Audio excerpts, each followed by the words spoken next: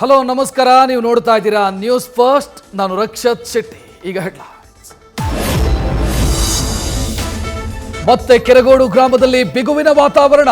JDS flex ತೆರವಿಗೆ ಬಂದ ಅಧಿಕಾರಿಗಳು, ಗ್ರಾಮಸ್ಥರು ಅಧಿಕಾರಿಗಳ ನಡುವೆ ವಾಗ್ವಾದ.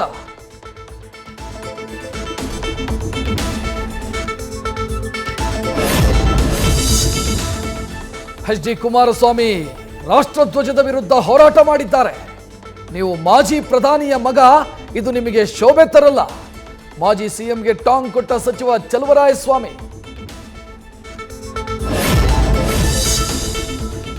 ಕೆರಗೋಡು ಮಾರ್ಗವಾಗಿ ಹೋಗ್ತಿದ್ದ ಸಚಿವ ಚಲುವರಾಯಸ್ವಾಮಿ ಧಿಕ್ಕಾರಕ್ಕೋಗಿ ಆಕ್ರೋಶ ವ್ಯಕ್ತಪಡಿಸಿದ ಗ್ರಾಮಸ್ಥರು. ಕಾರು ಅಡ್ಡಗಟ್ಟಿ ಗೇರಾವ್ ಹಾಕಲು ಯತ್ನ.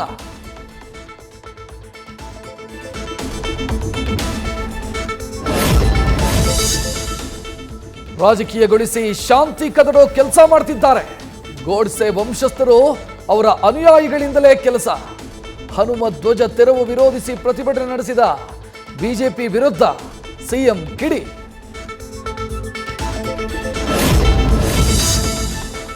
ಹನುಮ ಧ್ವಜ ಹಾರಿಸಲು ಗ್ರಾಮ ಪಂಚಾಯತ್ ಸದಸ್ಯರೇ ಕೊಟ್ಟಿದ್ರು ಸಹಮತ. 22ರ ಪೈಕಿ 20 ಮಂದಿ ಸಭೆಗೆ ಹಾಜರು, 18 ಸದಸ್ಯರ ಒಪ್ಪಿಗೆ. ಕಾಂಗ್ರೆಸ್ನ ಒಬ್ಬರಿಂದ ವಿರೋಧ, ಇನ್ನೊಬ್ಬರು ತಟಸ್ಥ.